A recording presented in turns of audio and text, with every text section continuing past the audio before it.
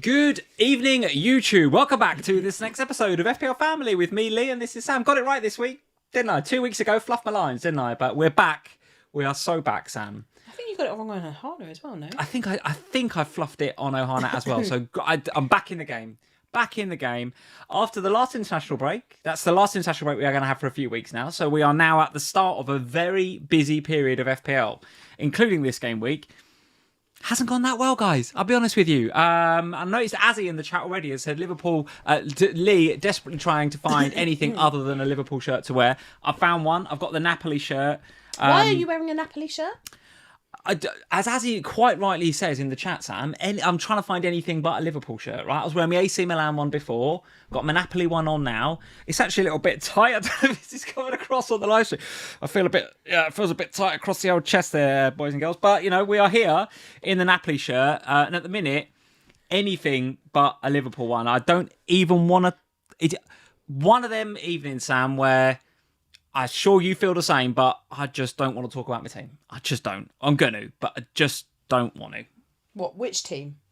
That's a very good point. That's a very... Which team do you want to talk about? Neither. That's a very good question. Neither. It's going to be a good stream then, guys, isn't it? Because Lee doesn't want to talk about Liverpool or FPL. So, you know... God, I definitely don't want to talk about Liverpool. Well, doesn't it, for this stream? Bloody hell. Unless Bruno Fernandes goes on like an absolute rampage tomorrow night... I am having yet another stinker of a game week, guys. A stinker. Oh, my Lord. When is FPL going to get easier? It's just not. It's so hard. It's like, it's one of those, isn't it, where you... Oh, my God. I feel like for the last few weeks, you spend a load of time planning and thinking and planning. And, you know, you eventually make a decision. And then you can't odds Semenyo getting ill. Like... We've waited all week for news that he's fit. We get news that he's fit, probably going to be fine. And then he gets a fever and can't play. And it's just like... mad, isn't it? It's just mad. Are you for real? Like, yeah. Are you actually for real? Like... And I thought today at half-time, all right, well, at least Goodmanson might get the clean sheet. Nope, can't have that, Lee, sorry. Villa will make a spirited comeback. I thought, well, at least Raya might get the clean sheet. No, Richarlison will lob him from halfway. It's just like, I don't know. I'd like to sit here and say I just can't catch a break, but maybe I'm just crap at FPL now.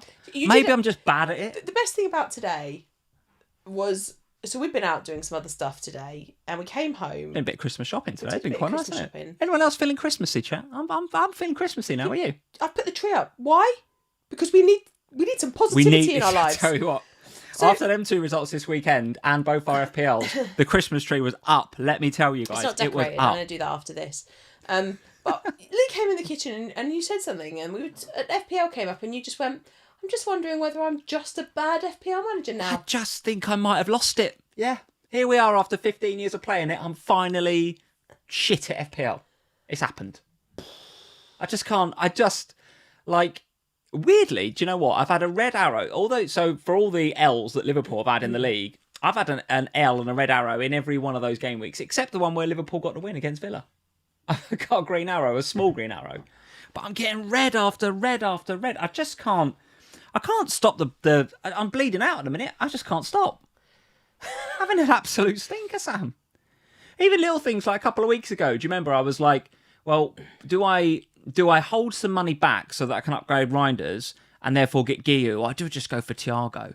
And I should have just gone for Thiago. 2 goals last weekend. Now, if you've got Thiago this week, you're bang unlucky. There's another big haul there potentially for him with 2 goals. He looks like an absolute must-have at the minute, doesn't he? Especially for header next week. And then this week, you go and get Van Dijk over Timber. And I know many of you would have done that, right? But Timber gets the assist, Van Dijk gets Timber anyway. 3-0. God dear me. At least he got, Van Dijk actually didn't do too badly given you lost 3-0. Oh, I don't know. I'm going to stop whinging. I'll say hello to people. But at the minute, I don't know how you guys are feeling.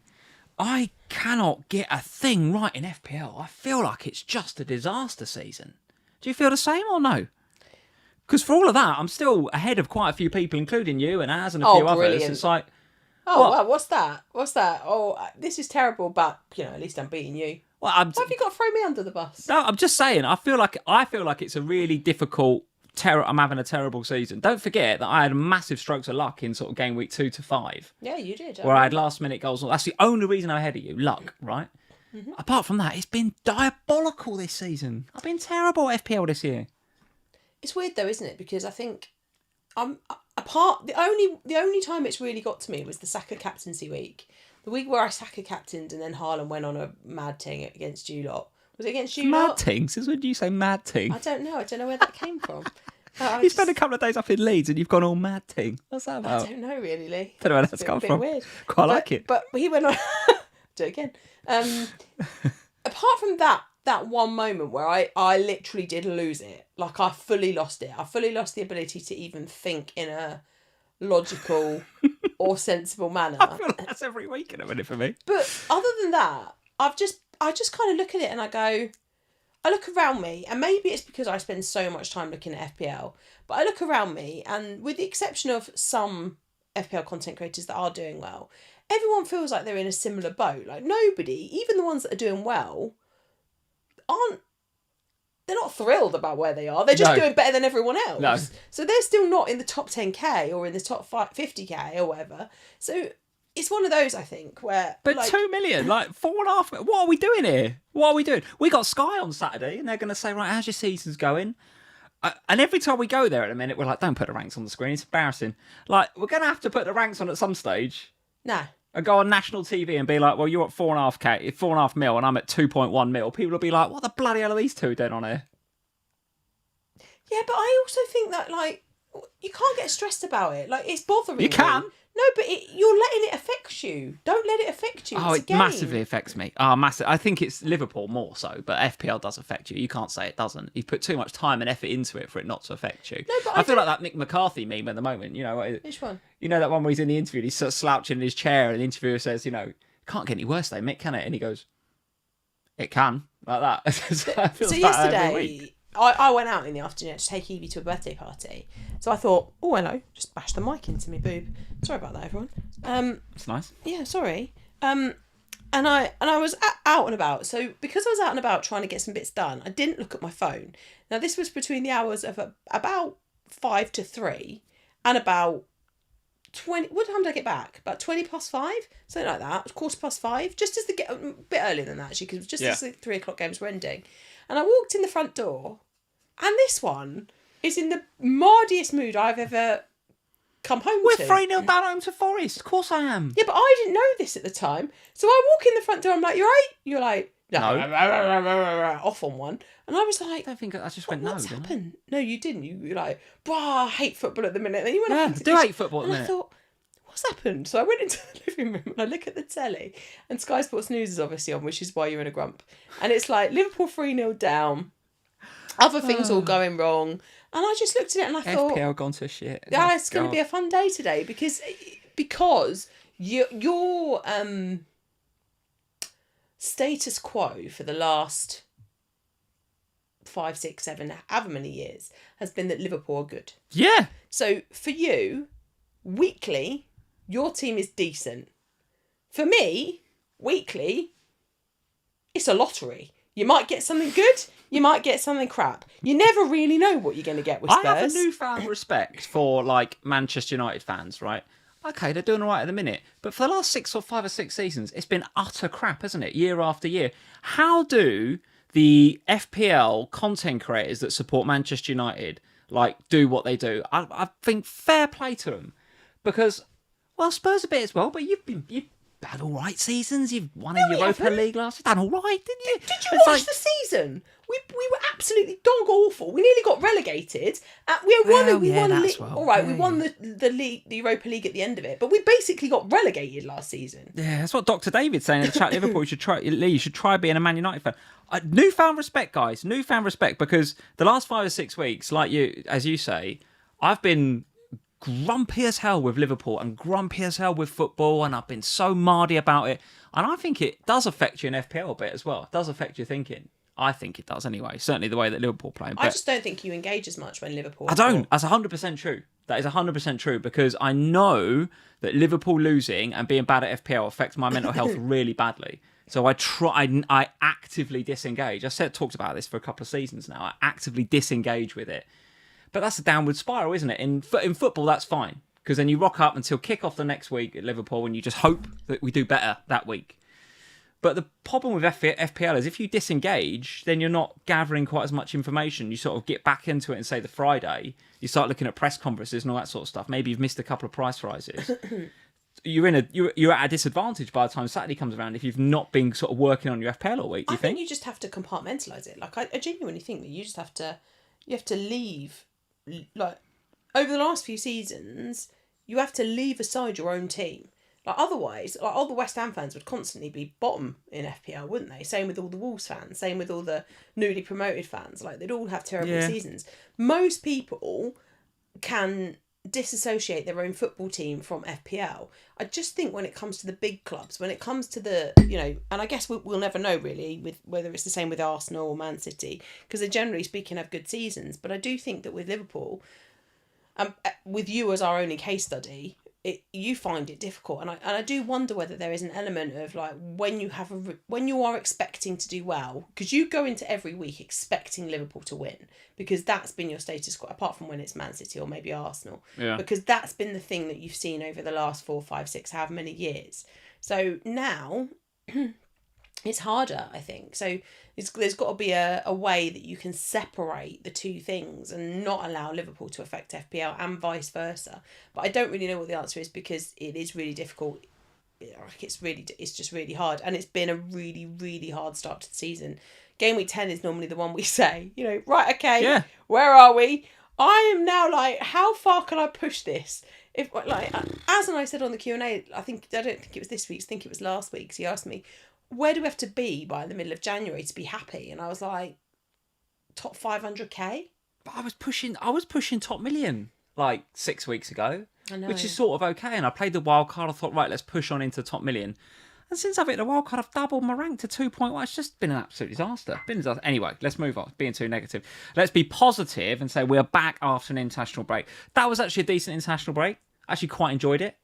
Like England winning more, like England qualifying low-key good. Without conceding a goal is like, I don't think that's getting the credit that it deserves, quite frankly. We all know what the press are like in this country, and we know what like X is like, right? And if England even conceded one in a 4-0 win, they're all over it. We saw it at the beginning of Tuchel's reign, right? Everyone was on his back straight away. Boring England, boring. The press just can't wait, can they, to get stuck into England? But notice that England are properly silencing the critics at the moment by just quietly and professionally going about their job and playing very, very well indeed. World Cup win? Well, listen, I think we've got to be up there now. I think we've got to be up there because it looks so good. And then if you layer on top of that some of the other stuff that was going on for the British nations in the international break, like the Troy Parrott hat-trick, like how good was that? Oh my God, it's so nice. That's so good. You got a buyback clause on him, did you know? You still got a buyback clause on him. Yeah. It's Levy, isn't it? He could come back, couldn't he? Could come back. He can come back with Harry. And then the Scotland game with the McTominay, that's part of the reason I got the Napoli shirt on, right? The McTominay bicycle kick. And then who was the dude from halfway? It's like unbelievable. Like, what fantastic results and goals. So good. So really actually enjoyed this international break.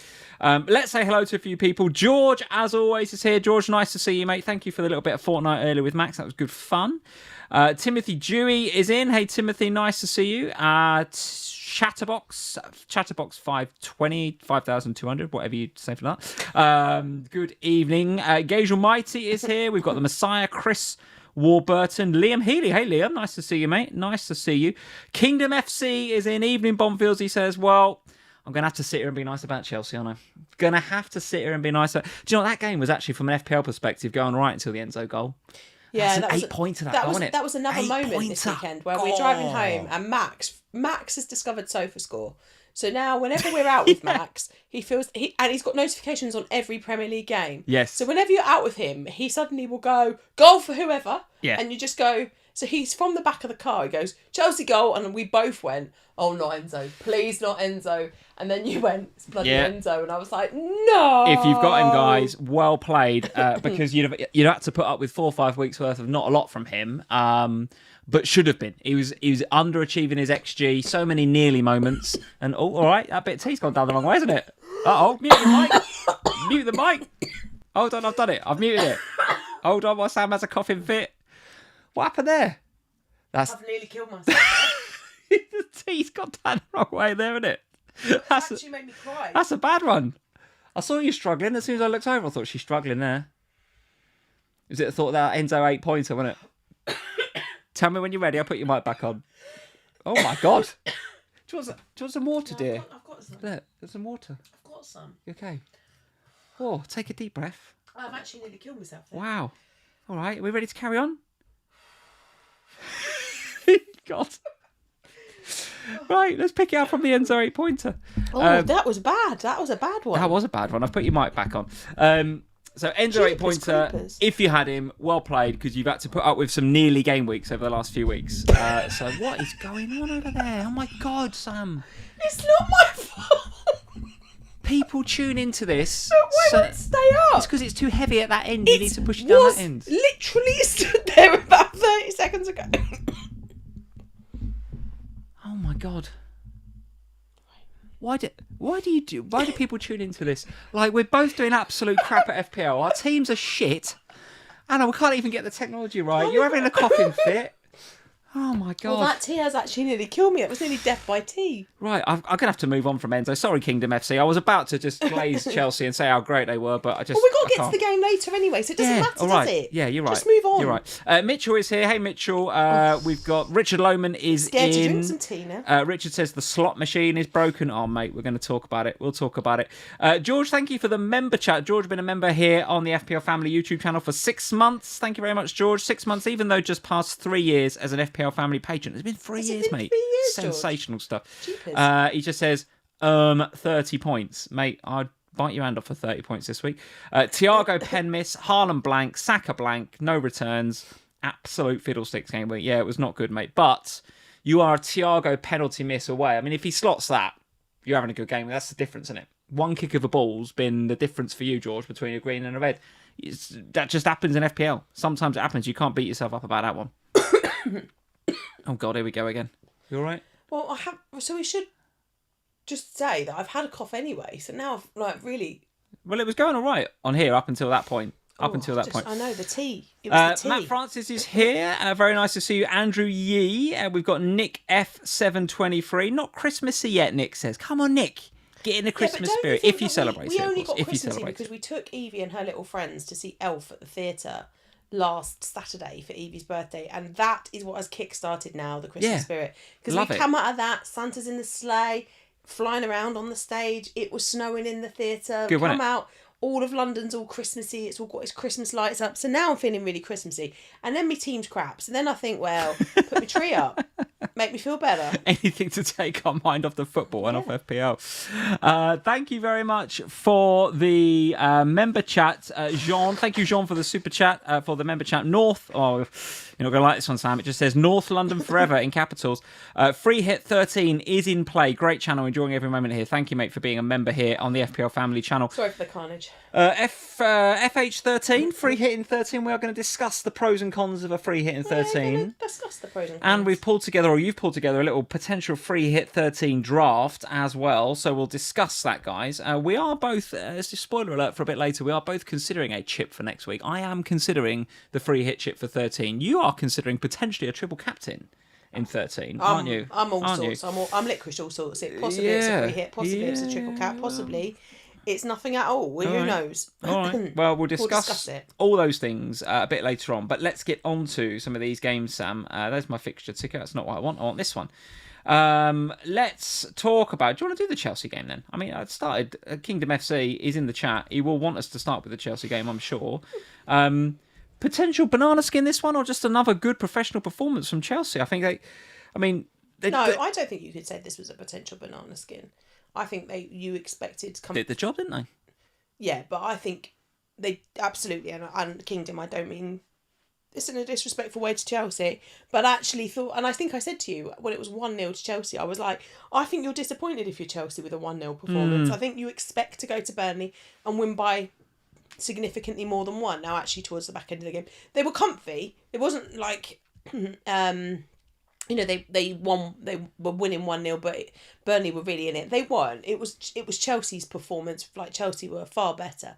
I just think that from both a Chelsea perspective, but also from an FPL perspective, I had this as a really high scoring Chelsea performance. I was expecting a little bit more from them. Yeah. In attack maybe than we got, but got a tough week coming up, though, haven't they? With Arsenal at the back end of it, it's like, well, Yeah, maybe it's just 2-0. We take it, we move on. No one at Chelsea's complaining about winning 2-0. No. Enzo gets the goal, but if you're a João Pedro owner, again, he's had his little peak in form a couple of weeks ago, and now he's back to being a bit useless. And he come away from this with a 1-pointer, I think, because he got booked. So João Pedro, he's still a sell, isn't he? I don't think you're buying him, mate. I think it's hard though, isn't it? Because I think after this, it's definitely a sell. These two fixtures, the last 2 weeks, were the ones that you were really holding your Chelsea assets for. What do the Chelsea fixtures look like from now on then? Yeah, so there's that Arsenal game. Then it is, of course, it's small on my screen. Leeds away. Hopefully this is coming through okay. Bournemouth away. Yeah, Leeds and then Bournemouth away. Difficult, isn't it? Everton at home and then Newcastle away. So there's 3 very tricky looking away games on the horizon, as well as that Arsenal game next week. So I don't think you're investing in Chelsea despite this 2-0 and them sharing the goals around. Right? I noticed that Neto's popping up. João Pedro, of course, in recent weeks has popped up again. Got Enzo chipping it. So there's no one, they're not reliant on anybody for goals, are they? Is that a good thing or a bad thing from a Chelsea perspective? I don't think it's a bad thing from a Chelsea perspective. I think from a Chelsea perspective, it's a good thing because it's a team effort. But in FPL, it's hard to pick I think one, from an FPL perspective, it makes it really difficult because what you really want is, I know we all laugh and joke about Haaland, but generally speaking this season, it's been like, right, Man City have scored, where's Haaland's points? Because you've been able to say, well, he's been involved in however many percent, and it's like a really high percentage of the goals that they've scored that he's been involved in. And you kind of, well, I do anyway, in FPL, they're the sort of players that I look to invest in because if they're involved in a high percentage of the goals that their team is scoring, that's a good metric for potential points in FPL, right? Yeah. So for Chelsea, it's harder because, you look at it and we're seeing a spread of the points, both in terms of the defensive contribution points, both in terms of assists and goals. We're also seeing a spread of points when it comes to the clean sheets as well, because we aren't necessarily seeing consistency at the back. Like Reece James, if you're a Reece James owner, I think you're raging because he's plays the first half and then goes off. Caicedo as well, bench from the start. You're a Caicedo owner, so didn't see that one come in. Didn't see that one coming. Apparently afterwards he arrived back a little bit later than expected from international duty. Got to rest him for the Champions League. Just gave him a rest. Don't need him for this game today. So normally, it's funny, isn't it? Because yesterday, George, at the end of the game, George messaged and he went, Sam, we've escaped the... What I can't remember the words you used, George. It was something like we've escaped the Caicedo benching. And he meant coming off the bench for a 1-pointer. And normally, when I'm looking at my team, I have exactly the same thought as George. Just stay there. Stay off the bench. Yeah, you don't want the 1-pointer, yeah. This week I'd have taken the 1-pointer yeah. because I was looking at it thinking, well, Caicedo, if he doesn't come off the bench, I'm already down a Semenyo. It only takes somebody else to be missing. And at that point I was thinking, well, is Kudus even going to be fit and available based on Frank's comments on the press conference on Friday? I was concerned about it. So I would have taken a 1 point, to be honest, off of Caicedo. But yeah, it is what it is. I think I'm not... Would I like to sell Caicedo now ahead of the next few fixtures for Chelsea? Yes. I only had him for that little block of time. Got bigger issues. Do I have bigger issues to fry? Absolutely. Can Caicedo sit on the bench? Yes, he can. Bigger issues to fry. No fish in that sentence? I don't want to fry any fish. You don't want to fry any fish. I don't like fish. That's I only like them alive, three games in a row the chat is saying for Neto as well. So is he on radar? I mean, he's in the top 10 for underlying BPS amongst midfielders this week. So another good game week for him. Definitely on radar, isn't he? Definitely on radar. Let's move on. Let's do the Liverpool game then. Liverpool 3, Forest... I wish it was. Liverpool 0, Forest 3. Yeah, I've got loads of thoughts. What did you think? No, I think you should take the lead on this one. Listen, and when I was doing that bit at the beginning of the podcast there about Liverpool, there was a few people in the chat saying, you've got to hand it to Dyche, you've got to hand it to Forest. They're doing a good job, and they are. To be fair, he's taking them back to basics, and they're doing all the right thing. I think Liverpool should take a leaf out of their book. To be honest with you, we need to go back to basics a little bit. It's really, really abject performance. This really abject performance, and I've not been one, as you know. I've rarely come on here, if ever. And have said slot out, and I'm not going to say that now either, because I do think the players have to take some responsibility. There's some really, really sloppy stuff going on, like really bad. on the pitch. And I know it's Slot's... Ultimately, it falls with Slot to get a performance out of that team. I understand that. But there's players there that have been elite for years, or at least very, very good, and are just not on it at all. Like, Konate's been a bit of a liability for a while now, but that is the worst game I've seen a central defender play in the Premier League this year. Never mind Konate. It was absolutely abject. A lot of people saying Alisson back, that's a good thing. I think it is. But when you've got that crap playing in front of you, it's unbelievably bad. I think Gravenberch is starting to get a little bit found out with his passing range as well. We should have got a CDM. We had two bites at the cherry for Zubimendi and didn't get him. And look at what he's doing at Arsenal. So that's a mistake, not getting a CDM. As soon as the lineup come out, I said to you about, I don't like the look of that because it's got Szoboszlai potentially at right back and then it's got Kirkes left back. And I had a conversation on Twitter with Mo with FPL Trophy, and he said, "Oh yeah, Szoboszlai again at right back." I said, "Mate, I don't think it is. I think it'll be Curtis Jones at right back because we desperately need Szoboszlai in the middle." And he was like, "Well, no, Slot's just confirmed it. It's Szoboszlai right back." And I was like, "That's mad." Yeah, even I can tell you that's mad. Like, not because he's bad at right back, because he's so important to us in the middle of the pitch. I don't care. Put the dinner lady at right back, but put Szoboszlai in the middle of the pitch. And he didn't. He put him right back. It's a disaster waiting to happen, especially with Kirkes on the other side. So defensively, we're absolutely all over the place. Honestly, all over the place. McAllister, don't know what's happened to him. Don't know what's happened to him. Just fallen off a cliff. I do. Doesn't run after anything now. Doesn't close down. I do. What? Jota. Look, I don't want to go back round that. But it is. It's a thing, Lee. Like, you only have to listen to the fact that Robbo's interviewed in the aftermath of that Scotland performance, and what does he talk about? Of course it's affecting them, Sam. I'm not saying it's not. It will be affecting them, no doubt about it. His shirt's in the dressing room before every game. The pressure is too much. They've got to walk past the memorial god for him. And I'm not sitting here saying that Liverpool are doing the wrong thing by it, because I think what they've done by Jota and Jota's family is unbelievable. And I think the strength of the feeling from the Liverpool fans and the little garden that they've created and everything else, it's wonderful for remembering him. But I think it is the pressure that applies to that set of players who have to walk past that shirt every day with a feeling of, we have to do it for him as well as for us now. And we're learning a new system. Yeah, but... And we've got all these new players who have got a hell of a big price tag on their backs, and they've got to come in and prove a point, the Wirtzes, the Isaks, and they've got to walk into that new environment. And. All of this stuff is a pressure cauldron. And there's an expectation with Liverpool. So it's not like your Spurs. And all of that happens, and there's no expectation really to win the league. There's just it's a build year. With Slot and Liverpool, it's an expectation that you're fighting for the league after what happened last year, especially. I understand that, and it will be having an influence on the way they're playing. I'm sure, for sure, no doubt about it. And I'm not belittling it or anything, right? But the players have to take some responsibility for some of those performances, and some of the changes in the summer as well. Like, say what you want about Tsimikas. I was never that positive about Tsimikas on here, right? You loved him, I didn't. I thought he was a terrible defender. Núñez, rubbish player, right? And Diaz as well, top player. But what did all those three have in common? Character, yes. Why did Jurgen Klopp keep Tsimikas around in the dressing room? I'm telling you now, it wasn't because he was a good left back. He's good for vibes. It's because he's good for vibes. Why did he leave James Milner in that team for so long, even though he was 38 and in a wheelchair? Like, he was granddad, wasn't he? Granddad Milner. Why? Because of his character and his leadership. Yeah. Why did we miss Hendo so much? Why are Brentford's benefiting now from Henderson? Because of his character. Slot doesn't... We've lost so much character in that team. So much character that it's not fun anymore. It's not fun. Under Klopp, it was heavy metal football. It was, yeah, sure, there was a few 4-3s in there, but as a fan base, we connected with it and we found it fun.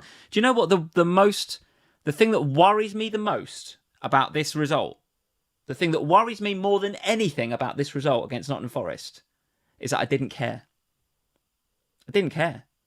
I got to the end of it, I was like, oh, another defeat. Well, the league's gone anyway. They've got to figure this out. But in previous weeks, I was like, God, we've got to sort this out. I cared a lot. I'm starting not to care. And that is a real concern. That is a real concern. So in FPL, I mean, I went on Ohana on Thursday and I said I was leaning towards Dewey and Timber and not getting Van Dijk because I don't think that we are anywhere near as good as, yeah, sure, the fixtures are turning and have turned and we can be better. But I nearly did double Liverpool this week. I nearly did Gakpo in for a hit. And I didn't because I just thought I don't believe in us enough. But I thought the Virgil transfer was kind of obvious. In fact, we had a whole conversation just before I went away with the Scout guys. So it must have been Tuesday night. And you were like, what are you doing? And I was like, oh no, I think it was Tuesday. It could have been Friday night when I got back. And you're like, what are you doing? And I'm like, I'm just going to get Virgil. And you said, but we are terrible defensively. Yeah. And I said, yeah, I know, but I've already got Timber.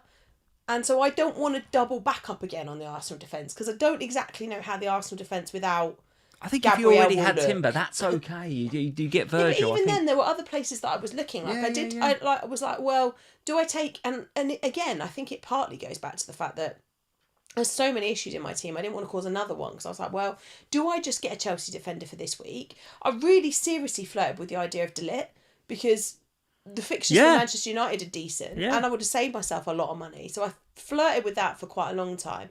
And in the end, I thought, do you know what? The worst case scenario here is that Van Dijk gets 4 because you concede, but he still gets DEFCON. So he's going to get 4 and then, so worst case scenario, I'm 4 points up on Gabriel. So I'm happy with that.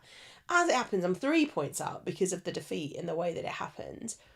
And I'm now looking at it thinking, well, West Ham looked all right. And you got them next. There's some fight about them. I can't see a clean sheet there either. I've probably made a bit of a boo-boo here by getting Van Dijk, but we are where we are with it now. You know what's mad, though, and I don't want to go back around this, but there was so much... Do you remember when Trent was on the move, wasn't he? And I was sitting here saying, I'm really disappointed to see him go, and I'm really worried. And there was a lot of narrative about, oh, he's a rat, get him out. Oh, I don't want to... And I understood it, but I didn't agree with it. And actually, the mindset that I took was exactly you just said. I was really worried about him going because they take that creativity out of the team. And also... Like, Salah does not, he doesn't press or work or do anything now. No. I'm starting to wonder whether he's the problem. Well, we'll find out in 3 weeks. Because if you're Alexander Isak and you've had, for a few years, been up at Newcastle with a team built around you scoring goals, that team is not built for Alexander Isak to get goals. Gakpo and Salah are both selfish. And what's being asked of Isak is to be the kind of Evan Nielsen kind of, make space for the other two goal scorers. No, 130 million. He's the goal scorer now. So get all the others out of the team and build around him. Well, we will find that out over AFCON while Salah's gone. We'll see how that changes the way that Liverpool It'd be interesting, But it is difficult. And we sat here 2-3 weeks ago and bar the Timber injury, we said, I don't think I'll go Liverpool. I think the graphic a couple of weeks ago was, do we even need Liverpool players? Yeah. And we've gone there. But only because of what happened with Gabriel. If Gabriel's not out till the new year, nobody does this. Nobody invests in that Liverpool defence. But yet here we are. And I think now if you're in it, you have to kind of stick with it because the Liverpool fixtures are definitely there. Well, let's have a look at those fixtures. Here's the reason many went for Van Dijk. It's West Ham away up next, Sunderland at home, Leeds away, Brighton at home, and then Spurs away. So, yeah, I have Spurs currently second... I've muted myself. Do you want me to mute your mic as well? You've done it. Happy? Finished? No. Okay, have a little sip of water. No, but it's because I've got this cough and it won't stop and I'm talking too much. I know. I'll try and do some more talking then. So, yes, those are the Liverpool fixtures. Second, I have them currently on the ticker over the next 5, which is why we've all gone there. Third is Forest, though. So, again, for everything that I've said about Liverpool, I will hand it to Forest. They absolutely wanted it more, won the second balls better than we did. The goal we conceded from a corner, the Murillo goal, it's just I said, it's not an excuse, is it? But they've had such another just terrible day, VAR, haven't they? Because this one here, it is a goal. The Murillo goal is a goal. But if it is, then Van Dijk's is a goal last week, right? So just have some consistency. And then Forest go 2-0 up quite shortly after that for a handball, and they get ruled out for handball. It's not a handball. They've had such another terrible weekend, VAR. It's just absolutely awful. But put that to one side because that's nowhere near an excuse. Forest were very good and Liverpool were not good at all. Anybody from Forest that's catching your eye? I mean, let's have a look at this fixture run again. It's Brighton at home, Wolves away, Everton away, Spurs at home, Fulham away. That's a decent looking run for Forest. And under Sean Dyche, you'd expect them to be everything that they were against us. Hard-working, diligent, playing, but, doing the basics right at the back. Is there any love for Murillo from your side, or maybe Nico Williams back on radar with an assist at the weekend? I think Forest have to be back on the radar. I think when you look at the performances that they've put in over the last few weeks, it did take a while, didn't it? When Dyche arrived, it took a little while just to. And I guess it's the same with West Ham and Nuno. It wasn't like immediately overnight, bang, I'm better, but it was. It's growing and it's better and there's confidence and you can start to see the players feeling a bit more familiar because the Dyche system is much more similar to the Nuno system. And you can see the Murillos and the defence, the Selses, starting to just... You can see Gibbs White is starting to take more of a leadership role again there, can't you? And I think the fact that, Anderson was just... What a player. Just like him a lot. With him there, it sort of frees Morgan Gibbs-White up to do what he does best, doesn't it? And we've got returns in the last 2 weeks from Morgan Gibbs-White, and actually he was quite unlucky not to get another return in this one towards the back end of the game. Chatterbox is saying 3 goals in 3 games for Morgan Gibbs-White. So, definitely worthy of conversation. But I know, like as a Nick Pope owner, if I had no issues with my team, by the days when we didn't have any issues with our team, I genuinely think I would consider going back to Matt Sells now because... Nottingham Forest defensively looking okay, Gibbs White looking great. If you need a cheap midfielder, Anderson feels like he's the one again, doesn't he? Yeah. All right, let's move it on. That's enough ranting about Liverpool. Can we just get Spurs out of the way? If you want to, yeah. I just can't be bothered anymore, so let's just get out. I thought I'd try and turn it into a positive rather than just have another rant, but go for it. Have another rant about Spurs. No, I don't feel the need to have a rant about Spurs. It is what it is. I benched both my Spurs assets this week. Why? Because I thought this might happen. What was with the 5 at the back in the first half? Well, it's a weird one because it works. So he did it against... No, not today. All right. It worked against PSG in the Super Cup. In the Super Cup pre-season, he did this, didn't he? He played exactly the same system. And it worked. It worked really well. We held PSG for most of that game. In fact, we should have won the Super Cup, really, were it not for some mistakes towards the back end of the game. So I think going into the more difficult games this season, as the Spurs fan base, we kind of thought that is what we might see. We might see the use of 5 at the back. And going into today's one, I thought we might do this, which is part of the reason I benched Mickey van der Ven and Kudus. Because I just felt that Danso is a fantastic throw-in player. He's got an incredible long throw on him. And I felt... Has he got much more other than that, though?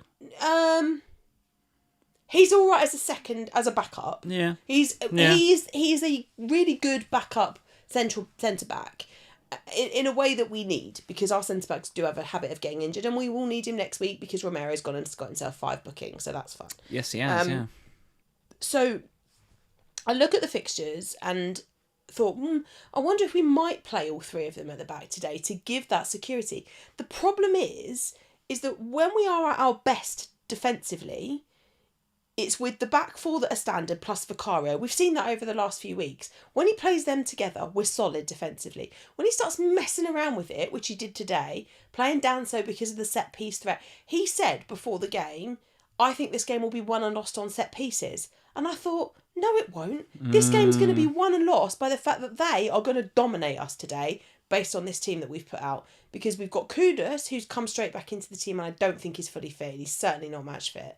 You've got Richarlison up top, who I think he's only really playing Richarlison up top after the international break because of Kona Mwani and his broken, fractured jaw. Fantastic goal, though, by the way, from the pigeon, wasn't it? Fantastic goal. God, what a strike. And then Wilson Odobert, who's just not good enough. He's not physical enough and he's not strong enough, but he's got to play in that position because we haven't got anyone else. Because Xavi Simons is also the same problem. And he's tried to play, and by doing that, he's got Bentancur and Jalpalina in the midfield, and there's just not enough personnel in there. So Arsenal, to Arteta's absolute credit, read the tactics perfectly, deployed a team to just flood the midfield, Eze was out of this world today. Oh, goodness me, yeah. What a Trossard, game he had there. But it wasn't just him. He was great, but Trossard was fantastic today, and he will go under the radar today because Eze was so great. But Trossard was fantastic. The feeling at Arsenal right now is so good. I mean, I know they've bottled it before, but you just feel like they've got it in them this season. I mean, the lead up to the match when all the lights went out and they're doing the North London Forever, the Tifo's on. They properly got that team up for it today, and they got the fans up for it. And I just, even from kickoff, I was just like, because like a couple of minutes in, there was one where I think Rice had like a volley on goal, didn't he? And I think Vicario saved it. Good save from Vicario. Vicario made some great saves today. Yeah, totally. But it's like, the midfield with Rice and Zubamendi in there, it just looks so good. And remember, they're missing Ødegaard, right? Yeah. Ødegaard's not even playing. Well, and Eze, the way that Eze was just unbelievable today. I think the thing is that Arsenal, if you're Arsenal today, you look back at what happened yesterday with Liverpool and Manchester City, and you are... Oh, you've got to take it. And you're like, they have done. Right, tomorrow it's the North London derby. This is an opportunity to shut up the noisy neighbours, but it's also an opportunity to really solidify yourselves as no longer being the bridesmaid. And I think that is what they did today. Like, they went out there and they put in an incredible performance, and they did it without Gabriel, which traditionally has been a problem for them. Yeah, Hincapié. How do we say this guy? Hincapié or Hincapié? Hincapié, I think. Hincapié. Very good. He came in, and there was a bit of debate as to who would start. Would he move Calafiori into the middle? Would he play... Mosquera. I nearly said Mazzari. And he's the Saliba replacement, though, isn't he? But he is, yes. And he has played him before. We had this conversation with Ian and Jules on the pod. We've had that. He has played him instead before, but it was more to do with replacing Saliba than it was to do with replacing Gabriel. So I think, I thought he did a good job today. I think they will look at that and go... in commentary, they said it would be good for his... morale if they keep the clean sheet today, because he will feel like I've added something, I've been valuable. Now, apart from a worldie from Richarlison, he would absolutely have had a clean sheet today. We didn't look really that threatening at all because we weren't getting stuff out of the back. We were penned in our own half for such a long time. And even in the second half, when he changes it and he takes Danso off, it still doesn't really make a difference. He brings Xavi on, but Xavi's too lightweight for the game, which is why I think he didn't play him in the first place. So from a Spurs perspective, it was really poor. We are getting players back from injury now. That is important. It is a big week in midweek, and then we've got Fulham at the weekend at home. So as a Mickey van der Ven owner, I wasn't expecting anything out of him today. I stuck him on the bench. That was fine. It's just he needed to come on today, which was annoying. Got to turn that home form around, haven't you? Fulham at home next. You've got to win that, really. We have. Yeah, I agree. I think the home, that's the first away defeat, I think, this season, and it's against Arsenal, where we haven't won in 15 years or something stupid. So I'm nothing about today shocks me. I'm not like... No, not many teams are going to go beat Arsenal it is what it is. I think what we need to do is learn from that, and I think Thomas Frank will. He's a very astute, good manager. Right. So I think we just need to learn from it. From an Arsenal perspective, though, they were great today, and defensively they still look solid. Like, I still get points out of Timber because he gets the assist, which is nice. I just think with them, it's the system, isn't it? They defend so well in their system that you can take a key cog out of that system, like Gabriel, and there's no doubt about it. I think he's probably been the best defender in the league, right? Yeah. Never mind the best at Arsenal, but he's definitely the best at Arsenal. I think he's probably the best in the league. Yeah, I would say so. Yeah, I think you'd have to say that. But they can afford to take that out, and they have a very capable guy that can come in that system, and still defend really well. It's exactly as we said a few weeks ago with the Ødegaard injury, right? You just push Rice forward. Zubamendi can come in at the 6. If Zubamendi gets injured, then Rice, okay, you'd prefer to have him in advanced positions, but can play in that 6.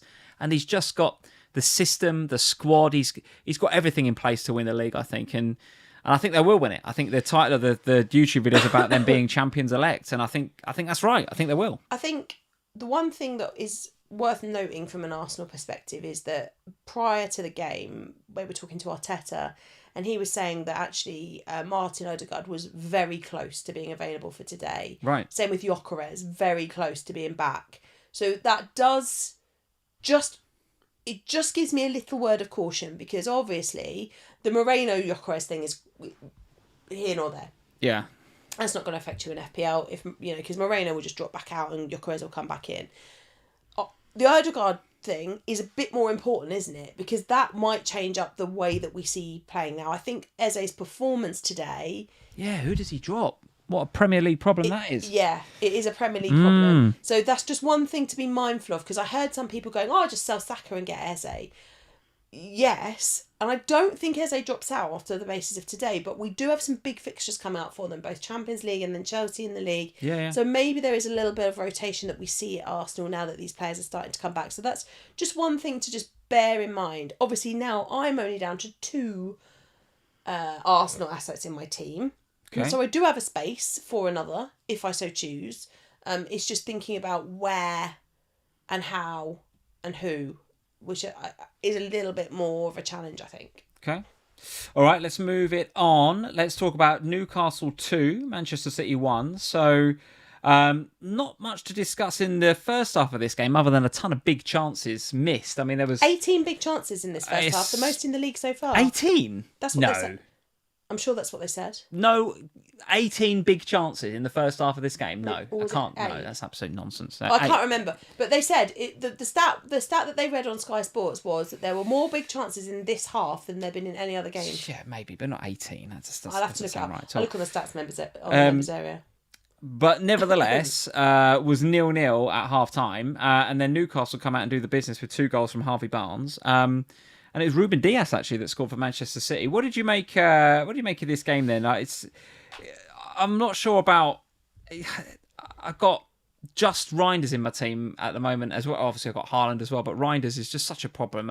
He was the one I wanted to deal with this week, and would have gone from him to Minteh. And I'm not just saying that because Minteh's got a double, but I got 2 assists. But I absolutely would have done that. Were it not for the fact that I had the Gabriel issue and then I did the wrong transfer there as well, right? Should have just taken a -4 and got Minteh, but I didn't think Minteh was worth the hit. So Reinders still an issue in my team. The fact that he's coming on for 1-minute cameos or 1-point cameos just makes it even worse, right? Just should have done it ages ago.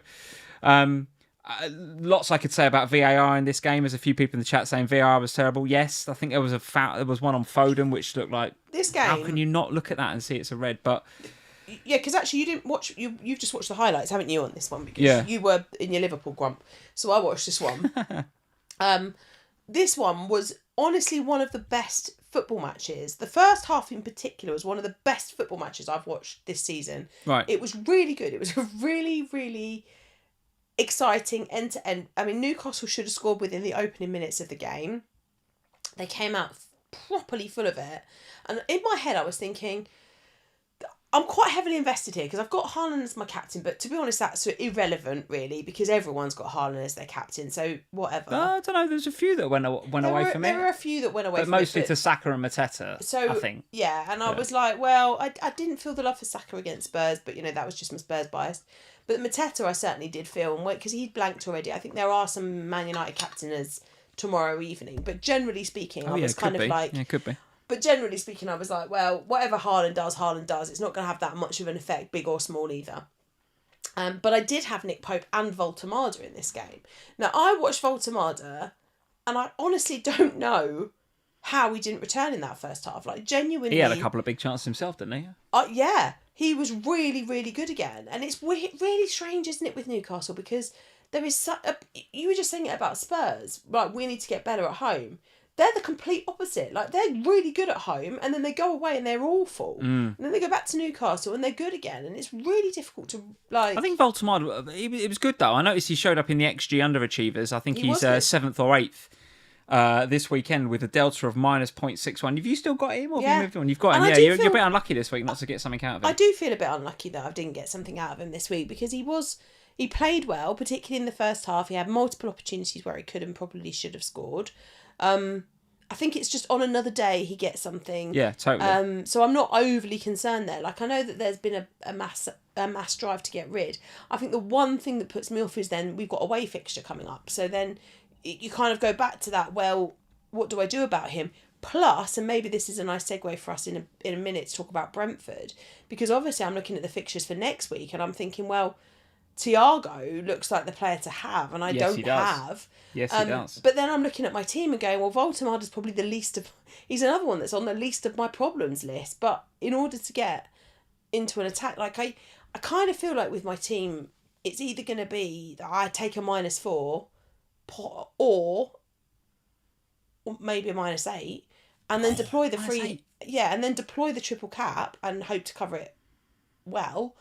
Or that I just free hit and deal with it for this week. But then I know, this is the problem with the free hit, is that then I know next week, going into game week 14, and I'm looking at my team again and going, well, I've still only got one free transfer, and I've still got all these things I've got to deal with. So it's really difficult. We'll talk about that more in a minute, I'm sure. But yeah, from a Newcastle perspective, I do feel a bit unlucky with both of them that I didn't get more than I did. Yeah, Voltemada with, like I say, the delta of minus 0.61. Top amongst all XG underachievers across the whole game week so far, Mr. Erling Haaland with a delta of, get this, minus 1.54.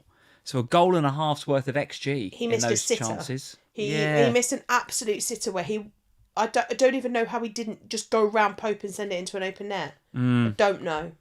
Yeah, so on another day, we're all sitting here with, I don't know, maybe 15 more points than we've all got, right? Because Haaland captaincy would have come in. From a City perspective, though, any players that are catching your eye outside of Haaland? I mean, for me, like I said, I've got to sell Reinders. That's just got to happen, isn't it? But anyone else that you think you might go to? Was very impressed by Doku again. Yeah. I thought he was really impressive in this one. And that's a couple of weeks now that I've watched him and thought, you look really, really good.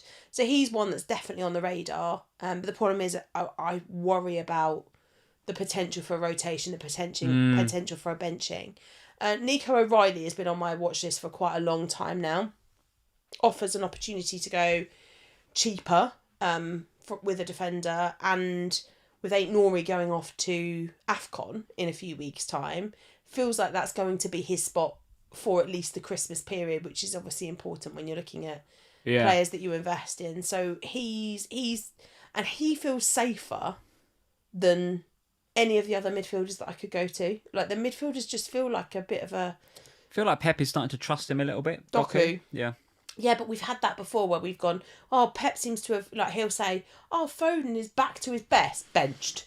I really like Doku, he's playing really well. Like, would it surprise you over the next few weeks around the Champions League and other fixtures for him? Well, who takes his spot? Who's the left...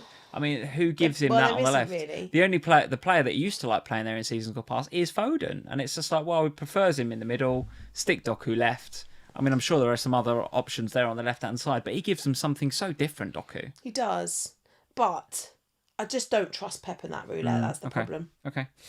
All right. Let's talk about Crystal Palace next, and another decent result for them, albeit at a pretty shocking-looking Wolves. Of the new guy, what's the new Wolves manager? Edwards. Rob Edwards. Yeah, he's come in.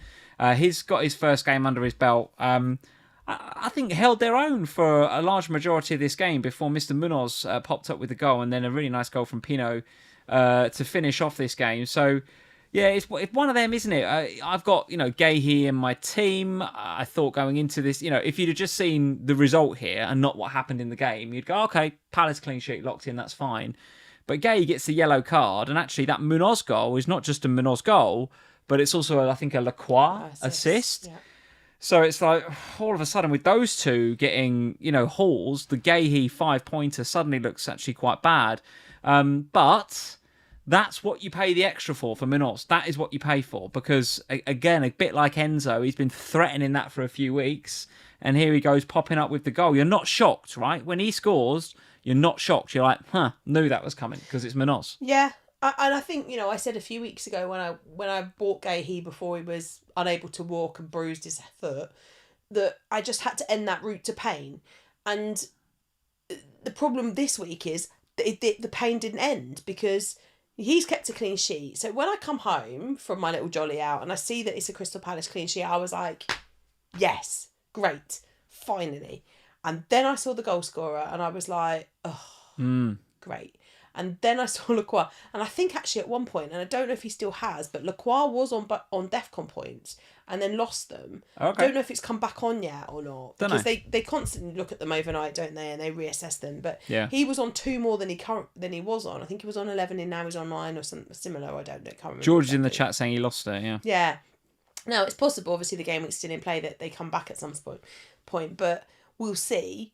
But it was really bad when that was in play because he's got an assist in DEFCON. Muñoz is just getting an absolute hatful, and I'm thinking, I've bought in Gahey, paid a bit more of a premium over Richards to have him, but I'm not really seeing any benefit because these other players are doing so well. However, all that being said, it was just a relief to have a Crystal Palace clean sheet that stuck and still and not be suffering on the back of it, which is how it had been the last few weeks. I think if you're a Mateta owner though, or particularly one of those that captained Mateta this week, this is a disappointment because he goes off for that 1-pointer, and that's stinging because I think we're all expecting quite a lot out of Mateta in this one. Yeah, hold off after 59, wasn't he? Which I think I think if I'm right in saying it was 0-0 at the time. So he hauls him off. And fair play to Glasner, you know, right? At the time, again, you're looking at it going as a Mateta owner. Well, what's he doing that for? It's like, well, change the game. Goes and wins it 2-0. I mean, I'm not too concerned about Mateta. He probably could have and should have had goals in this game before we got hauled off. The one I'd be a bit more concerned about, though, is Ismaila Sarr. Now, neither of us has got Sarr, but he is quite well owned in FPL. Another game where he's threatened, another game where he's blanked. He hit the bar, didn't he? Yeah, so it's another nearly game, isn't it? Again, a bit like Enzo, maybe it's coming. Would you keep? Would you sell? What would you do with Ismaila Sarr? Well, you have to have a plan because he's going to AFCON in 3 or 4 weeks' time. Yeah, but you can use your transfers, can't you? You're going to get your 5 transfers to do that with. Yeah, but you have to have a plan for it, I think, though, Lee, because what do you want to do with him? Like, it's Manchester United up next, I think, for Crystal Palace. So that's not the easiest game in the world. And obviously, we haven't seen United this week, but they have been significantly better. So I don't know. It's a tough one because I do think if you got Ismaila Sarr, you've been bang unlucky over the last few weeks. Yeah, there really should have been points, and it's unfortunate that there haven't been. So you just need to decide, and I think you have to. It was a bit similar with if you were going to go for Mbomo this week, isn't it? You either have to decide, yes, I'm doing it, and I'm going to keep, and I'm going to hold for the next 4 weeks, or you have to say, actually, I think I could find a better midfielder. The problem is, like, if you haven't got, I guess we'll find out this week, won't we, when we watch, but there are options that you could go to instead of Ismaila Sarr in that kind of 6.5-ish bracket. If you've still got an Arsenal slot, would you get Rice? Would you do Rice in for Sarr? I'd be tempted by that. The thing putting me off will be the fixtures, right? United at home, Burnley away. That's no panic for Palace, is it? Whatever you've got on Palace, you hold for them too, don't you, surely? And Arsenal have got Chelsea. Yeah. I don't think I'd do the Rice move. No, okay. No. Okay, it's a 50-50 one, that for me, I think. Either way, Wolves still in a void until Mr. Edwards can get their act together. And Palace, certainly for the next 2, continue to look investable. Where else do you want to go? What else do we got to talk about Thiago, just because George is in. Brighton 2, Brentford 1. Humdinger of a game, right? Thiago with the first pen. I get the feeling like Brentford get more pens than any other team. Like they do. Is it 5 or 6? Do seem to get a lot of pens, but if you're a Thiago and you don't mind that at all, as long as he's putting them away, right? I can't remember whether the stat was read out after the first pen or the second. There's either 5 or 6 penalties that they've been awarded this season, which feels something like that. Which is a George lot. will tell us. That's a lot of penalties. Yeah. I must admit, I didn't actually give Brentford much hope in this one, and that wasn't because of their recent performances. It was because of their away performances. Home and away form, yeah. Again, it's similar to Spurs and it's similar to Newcastle. It's the home and away thing. So Thiago definitely feels like the pick. Like, he feels like the Brentford player that you would go to and you can have and you can keep and you can play every week because he is getting penalties. He is mostly scoring the penalties and converting them. It was somebody at my work, I think, said, oh, have you seen this Thiago? He's come out of nowhere for Brentford. I went, well, he don't really come out of nowhere. You got to remember, he was the Tony replacement, wasn't he? You got to remember when Ivan Toney left the club, you know, he was the big money Ivan Toney replacement, and it's only because he's really unlucky with injury in his first whole season, wasn't he? That actually now we've got that out of his system. He's come back into the team. He's fit and firing, looking good. And looking quite consistent as well, actually. Right, he's looking like the main man there. And I know that he missed the penalty, didn't he? So take this with a pinch of salt. But he's fourth for XG underachievers this week, of course, with the pen miss. But the delta is 0.71. So there was other XG in there that he could have and maybe should have had. So I don't mind him at all. I should have got him a couple of weeks ago. I'd have been frustrated that he missed a penalty this week, but I'd have very happily taken the 2 goals previous week. Brentford with Burnley at home up next before they go away to Arsenal, away to Spurs, home to Leeds, away at Wolves. I mean, Thiago, if I'm being totally honest, he is one of, if not one of the main reasons why I'm thinking of free hitting next week. It's really difficult, this, because, and maybe this is a good segue into the free hit draft that I've made. Okay. Because I've got 3 Brentford in there on the basis that at home, they are great and they have good attacking threat and Thiago is the man, and I'm looking at my team and it has no Brentford, but then I'm looking at my team for the weeks that follow, and with the exception of that other home fixture, which I think is a few weeks down the line, isn't it? Because they got a couple of aways back to back, I think. Yes, they've got Arsenal and then Spurs away and then Leeds at home in 16, right? So, but by game week 16, cha-ching, AFCON transfers are filled up, so it's easy enough to get Brentford at that stage. Yeah. So it's really this week, and I'm looking at it and I'm thinking, well, if I want to treble up on Brentford, and I would on a free hit, can I or should I be doing that if I'm not free hitting? Well, no, I think is the answer, because of the fixtures that come in the immediate aftermath. Let's do that then. Let's segue. I've got to find the right screen. Let's have a look at this. Well, do you want to do the pros and... Go on, let's do the free hit draft first, and then we'll do the pros and cons afterwards. Because I do think Brentford are absolutely a talking point that will sway people to free hit or not in 13. So it feels like a good time to do it. And for the podcasters, let me talk through the free hit draft that you've pulled together first, and then we can discuss it. For the YouTubers, you'll see that it says Martinez in goal with a photo of Nick Pope. But I assume you meant Martinez, right? So Martinez in goal, Nico Riley, Timber, Muñoz, and Sepp van den Berg at the back. Sharda, Rogers, and interestingly Gakpo in midfield. And then Thiago, Haaland, and Ollie Watkins up front. So there's your 3 Brentford. It's Sepp van den Berg, it's Sharda, and it's Thiago. And then on the bench, Dubravka, Doku, Kudus, and Alderete. You've put this together. There's 1 or 2 question marks I have, particularly around Gakpo. But tell me through, talk me through, particularly, and start with the Brentford ones, because I don't mind Sharda as a bit of a shout. So I wanted to there's a couple of teams in there that I wanted to triple up on based upon the fixtures. One of them's Brentford. One of them is Aston Villa. And then Manchester United as well. The Gakpo Doku thing we can talk about in a minute.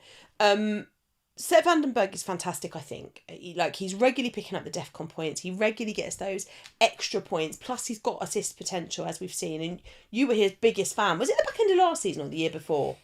Which year was it that you were Sepp van den Berg's? Don't know. You had him constantly and he was doing really well. I can't remember now.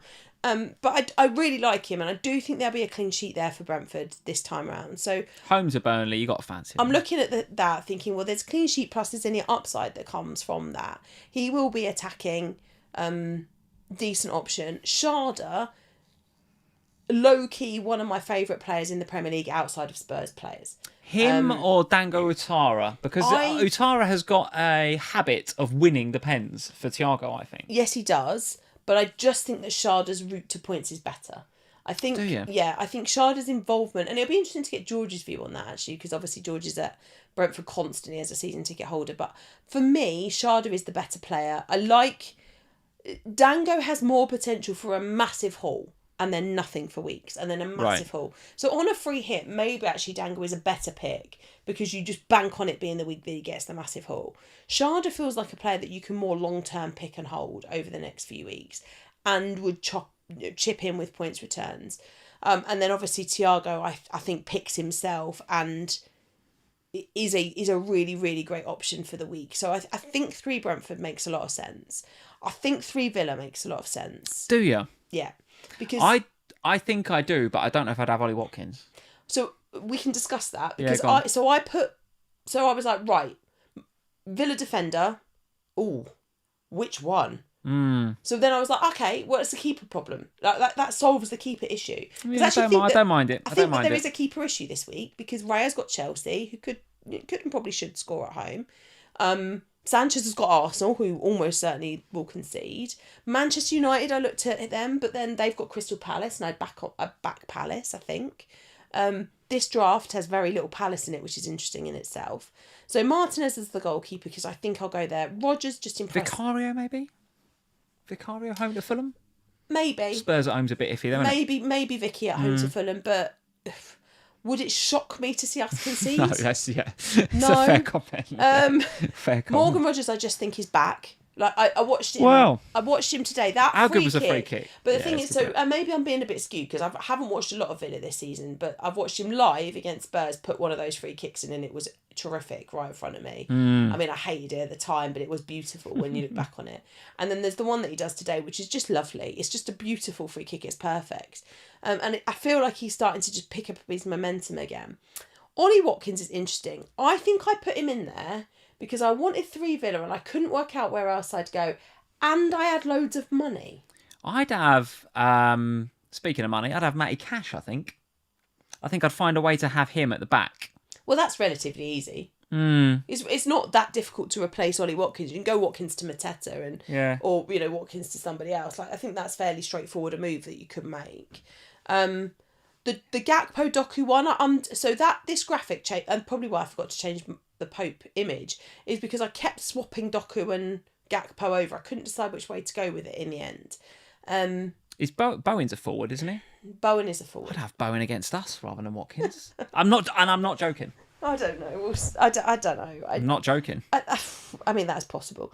There are options in the forward line. At one point, I had Igor Jesus up there. Yeah. Right. He was up there as my third forward, and I was benching him and playing 4 in the middle. It was a 4-4-2 team, and I think that is the other thing that slightly worries me. Now, the other thing that worries me about this free hit is I look at that and I think, yeah, that's quite nice. But with the exception of Timber, I've taken out Saka, who I think could actually do quite well against Chelsea. Yeah. I have lost Mateta, who genuinely could do quite well against United. That's the nature of the free hit, though, isn't it? I know. That's the And risk, it's the one thing that I don't like about it. The way this season's going, it's going to happen. But it also does feel risky, this team. Yeah. Like, it feels to treble up on Villa and Brentford. Like, but this is how I think you have to play the free hit. If you're going to do it this week, I think you just have to go, okay, I'll keep Timber because I feel like I have to keep somebody from Arsenal defence because... Yeah, I think you're targeting them two teams, aren't you? Because so the Villa fixture is Wolves at home, you're right, and then in 14-15 it's Brighton away and Arsenal. So you only really want them for 13. Yeah. Brentford ditto, right? Burnley at home, perfect, treble up. But then Arsenal and Spurs away after that, bit more difficult. So you're right, the foundation of the free hit in 13, if you're going to go there, is Villa and then Brentford. According to the Fantasy Football Scout fixture ticker and the difficulty ratings, the only team that have got a better on-paper fixture than Villa and Brentford this week is Liverpool at West Ham. I'm here to tell you right now that is incorrect. So I put So in the end, I went backwards and forwards between Doku and Gakpo. And in the end, I put Gakpo in because whilst I agree with you, we saw West Ham collapse again. So West Ham look better, but I don't think they will keep a clean sheet against you. And I do think that you will beat West Ham. I'd have Paquetá in there over Gakpo. No, you wouldn't. 100%. No, you wouldn't. God, why would you not? Why would you not? I'd have Paquetá in that team over Gakpo. I'm not sure I'd have either, actually. But if someone said to me, I'm doing a free hit, Lee, Gakpo or Paquetá, I'd have Paquetá. And I would for sure have Bowen over Watkins. Interesting. I'd have some West Ham in that team. We are rubbish. See, I don't know that. I think I would just avoid... In which case, I think I'd just avoid the game. Because you don't have to. So Gakpo can easily not be there and Doku can play instead. You could get Elliot Anderson and play him. You get Morgan Gibbs-White, decent fixture. Put him in there. No Spurs in it is interesting. There's Kudus. Yeah, but you're not playing him. He's another one. So this is another problem with this free hit, right? Is that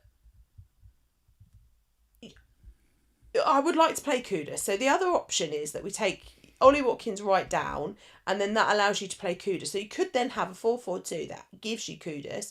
because he is by far and away Spurs' best player this season. He had, I mean, today it's difficult to judge on today because we were terrible, but he was the best of all the terribleness. He was the best. Best of a bad But bunch. also, he's just come back from a relatively serious, not serious, but a relatively long-term-ish injury. He's missed a few matches and the international break and so forth. Whereas against Fulham, who actually have been defensively quite poor this season, I do think he could do something. And it's at home, and we really do have to get better at home. So, but I think you have to start with free Brentford and free Villa, and then you build from that. I think you do. I think it also gives you an opportunity to go against Bournemouth, travel into Sunderland. Although that's another one. You've obviously not got a Semenyo in here, whereas you have in your actual team. There's another one that could do well against. No, I just don't see that though. Sunderland at home are really solid. I know, but Bournemouth is still a better team than them, aren't they? I mean, but look at them. Bournemouth in that first half against West Ham, they were poor. Yeah, I know. There's a few people in the chat saying, "Can you trust Villa with 3 players?" I don't know. I'm with you on that. I think because of the fixture, you'd have to back against Wolves. You'd have to back them to get 2. You'd have to go. I think you'd go Rodgers, wouldn't you? Yes. And then I think you're right. I think you would go a defender. I'd be tempted to go Cash. I think I haven't looked at it enough to know whether that goalkeeper issue is a big enough issue. I'd be tempted by Vicario. I think maybe. There's Sells as well. Sells is there, yeah. Sells is there. So, listen, that's food for thought there on the free hit. But for sure, if you're looking at free hit in 13, I certainly am. And one of the reasons I am is because Brentford and Villa. Those are the 2. Yeah. Those are the 2 I'm definitely having a look at. I've got no Spurs, and they got home to Fulham. I've got no West Ham, and they're playing Liverpool. So I would fancy a few of them in my team. I've got no Brentford right now, and I've got no Villa. Do you fancy a bit of Mickey van der Ven? Is that what you're saying? No, I don't think that we so. haven't got Romero. He's suspended. Yeah, but that does. If anything, that means you're unlikely to keep a clean sheet, doesn't it? That's what I mean. You just said you fancy some Spurs. What, Vicario? Yeah, I suppose so. Yeah, well, there you go. I've not looked at the goalkeeper situation. Maybe Martinez is the one. Are we done on these games, Sam? What else to discuss? No, I think we're done on the games. Let's while we're talking about free hits, can we just, because I haven't yet decided on whether I'm going to free hit or not. So can you bring up the side that I did with the pros and cons? Which chip? Yeah, this one. Oh, here we go. Yeah, very nice. Okay, good. Because you're considering triple cap, aren't you? I am. So and I wanted to talk about this because I do think it's important that there'll be a lot of managers that have got both of these chips still to play, and are looking at it and going, well, I've not got that long now till game week 19. We've got a period of time that's finite, and we have to use these chips, and we have to find decent weeks for it. And the reality is the decent weeks are the odd ones. It's game week 13, it's game week 15, and it's game week 17.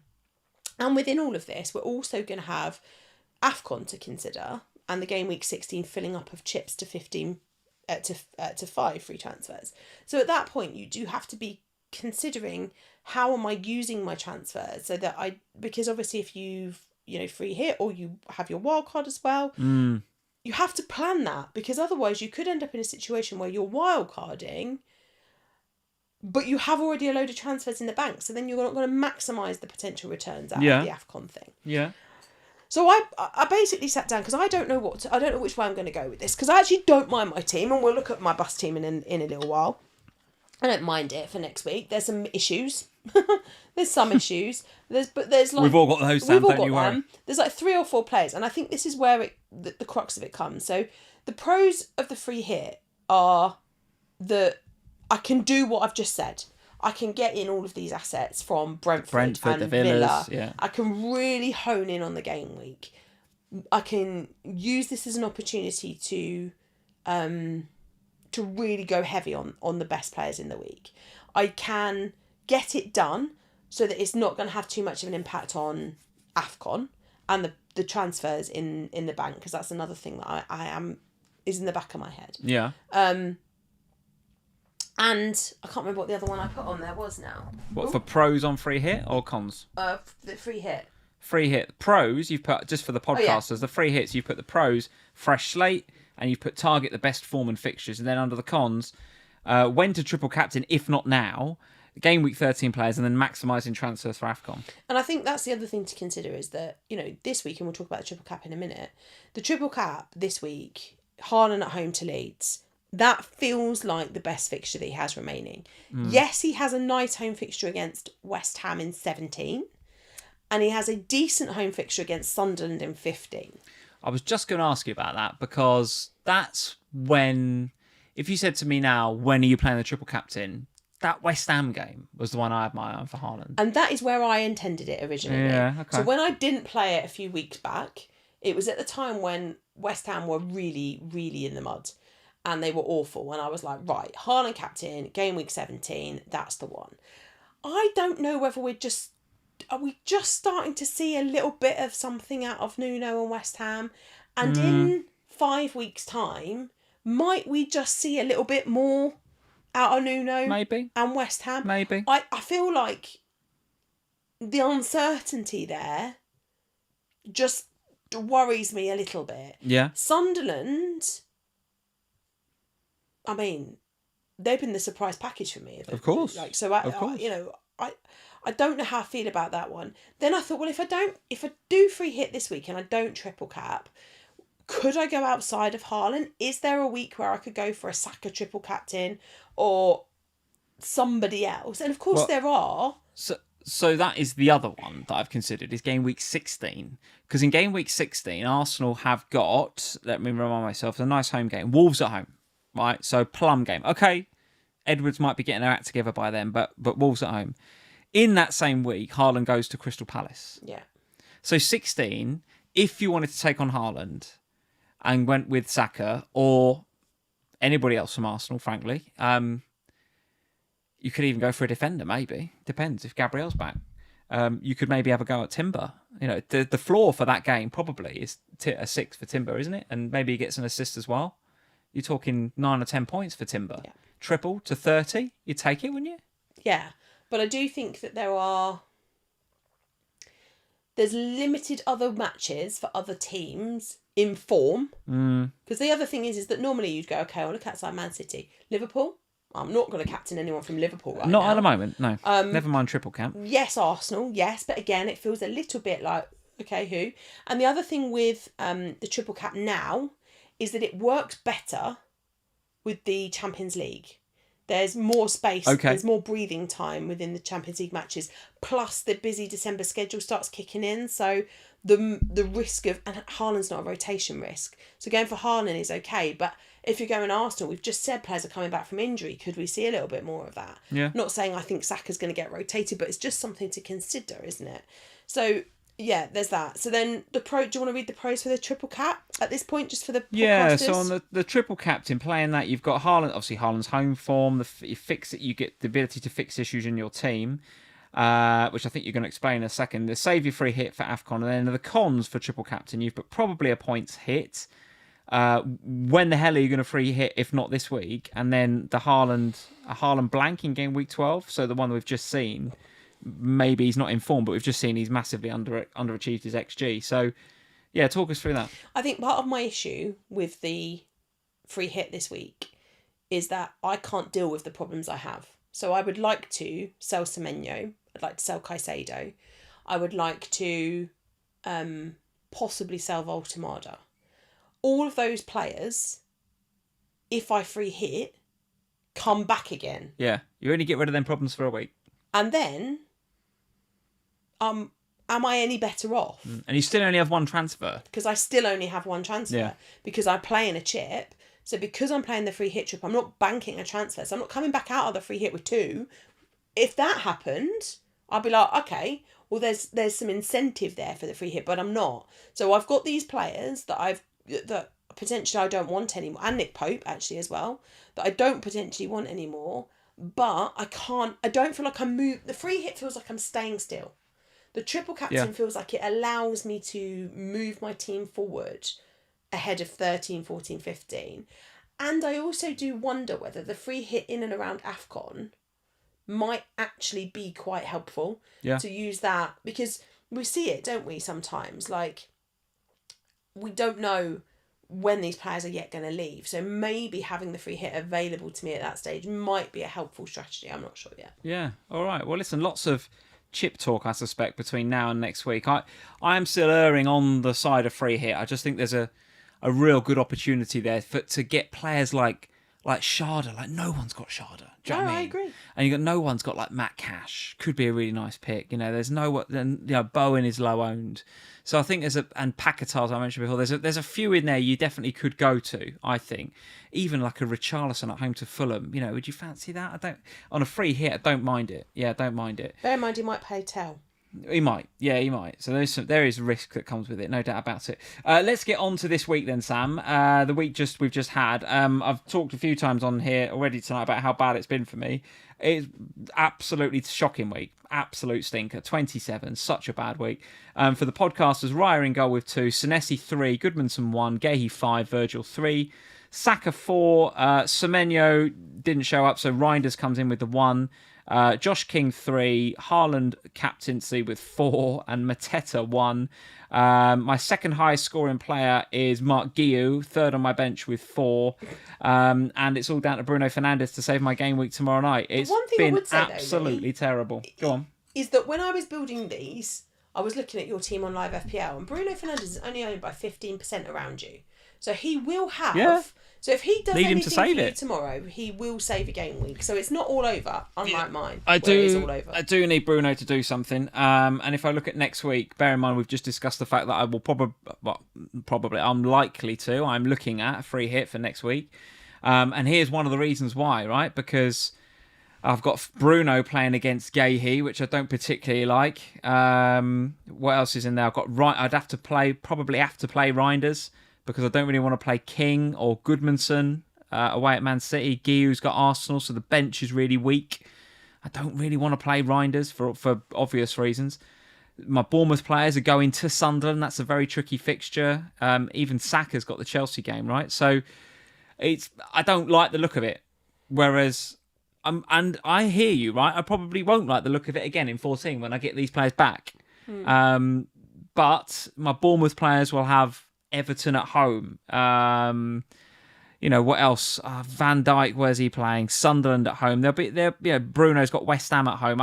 It won't look terrible. It won't look terrible. And I will have the 2.9 million I've got in the bank to do something about Reinders finally, probably, right? He'd have to go likely for Minteh, I think, because I think I'd like the look of Minteh this week. And he'll have Villa at home, Minteh in 14. So I think it's going to be free hit in 13, then I think it's going to be Minteh in 14. If you didn't free hit this week, what would you do?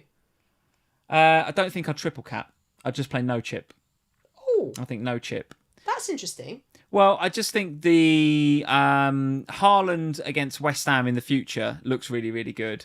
But I do really, and I think I said this a few weeks ago, I do fancy playing the triple captain in a week where I was going to go against Haaland anyway, and then just go really against him.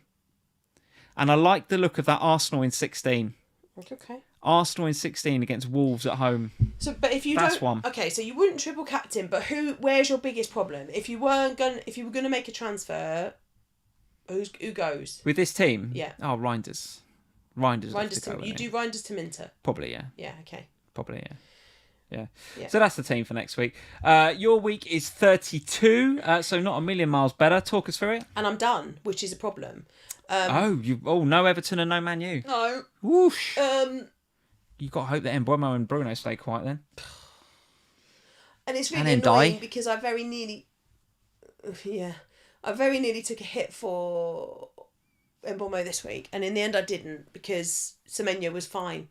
But then he wasn't fine, he was ill. Got a cold. Got a cold. I mean, come on now, Antoine. It was all right to get on one knee and propose, wasn't he? But never mind. We should say congratulations. No, we're not saying congratulations. He's an absolute muppet. I'm not happy with him. So it wasn't much better than Lee's. Nick Pope was actually okay, got an extra point. Virgil... Defcon. Timber got an assist. Gahey, clean sheet. Senesi, Defcon.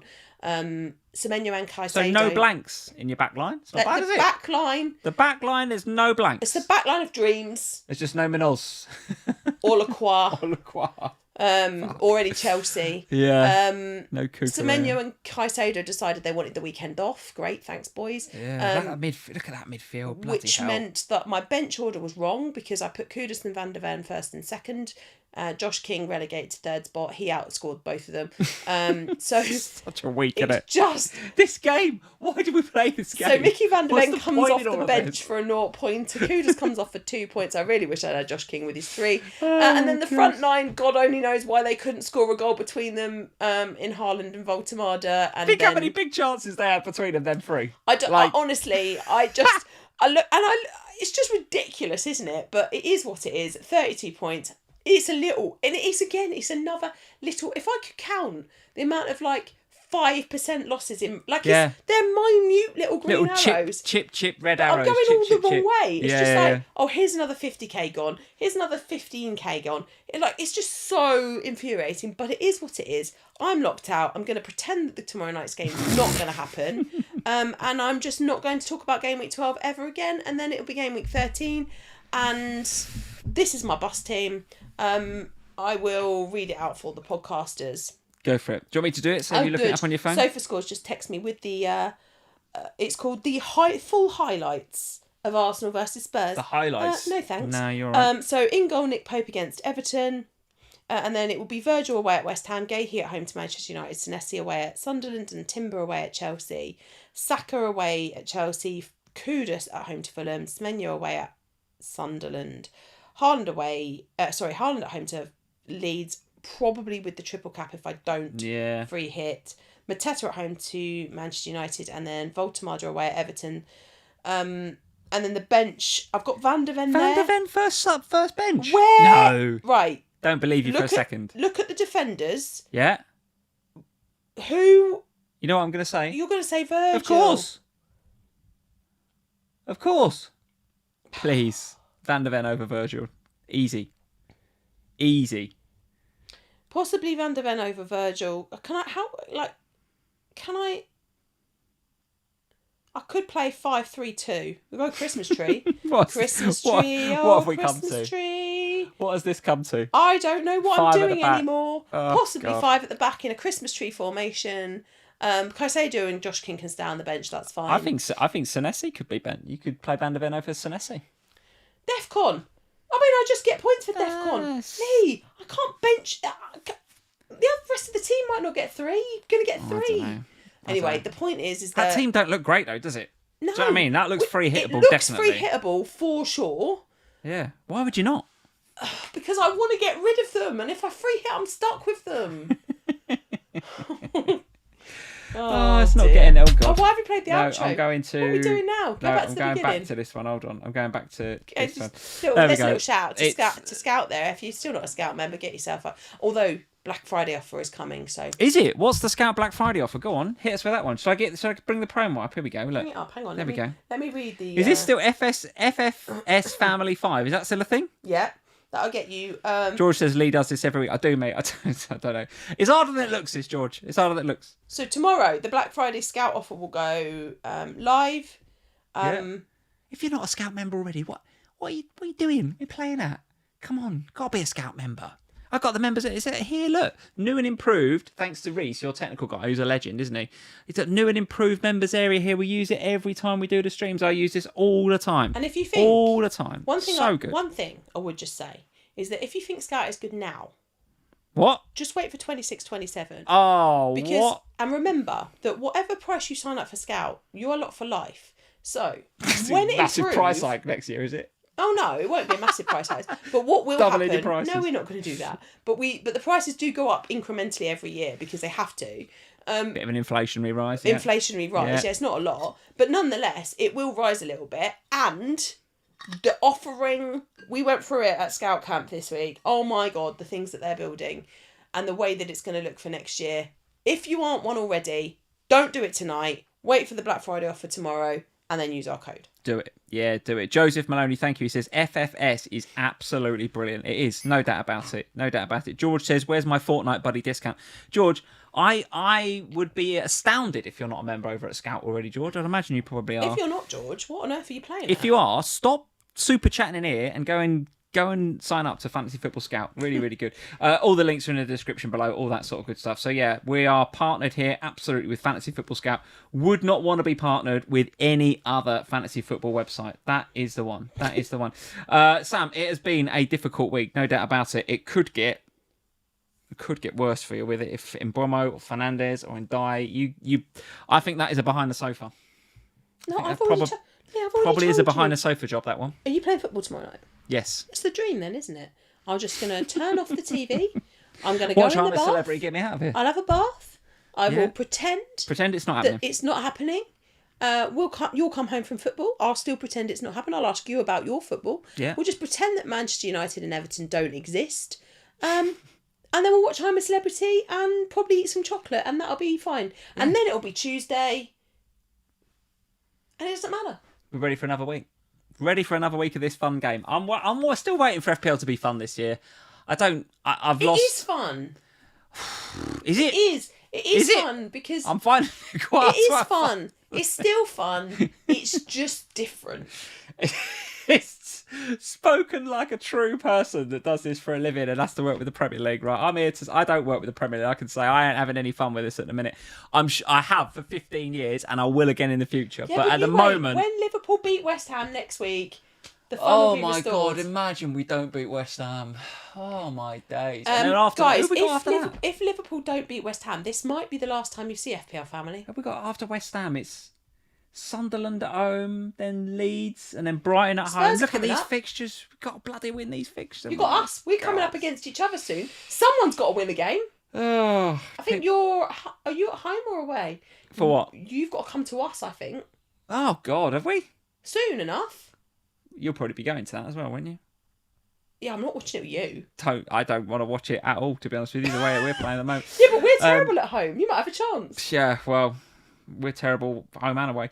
That is it, guys, for tonight's FPL Family live stream. Sorry for all the negativity around Liverpool. I'm sure the Liverpool fans that are here in the live chat, that are in the comments, you'll empathise. You know when Lee won't be negative. And the Chelsea and the Man United fans will be, I'm sure, loving it. And that is okay, because I'll have a go at you lot when the time is right. But do you know when you won't be negatively? What? On Saturday morning at 9 o'clock or 9:30, when we're live on Sky Sports News, when you will be the most positive version of yourself. Oh, yeah. So if you want to see Happy Lee, tune into Sky Sports News on Saturday morning, because you will see the Lee of old. When we go on Sky Sports News, which we will, you're right, this Saturday, you'll get Chirpy Lee. Oh, yeah, don't worry, you get Chirpy Lee. It's only here on a Sunday. You OGs, you guys in here for the stream. They come in for the reality. The reality of FPL is here on a Sunday, isn't it? Where we're just like, what the fuck are we all doing playing this game that affects our mental health so badly? At 2 million! 2.1 million, for fuck's sake. Lee, I've over doubled your rank. And I'm not as negative as you. Cheer up. I'm trying, Sam. Cheer up, Chirpy. I'm trying. I'm going to go and watch the match today. Oh, no, I won't no, do that. We're not. I won't do that either. We're definitely not doing that. Go watch I'm a Celebrity. Right, guys, like and subscribe, all that stuff. Great to be back. Hope you enjoyed the international break. Hope you enjoyed this game week. We'll be back next Sunday for a look back at all of the Game Week 13 actions with potentially a free hit, potentially a triple captain. Who knows? Get onto the Patreon, patreon.com/FPL family for this week's Ohana podcast. Free for everybody. You don't need to even give us any money on Patreon. Just sign up for a free account.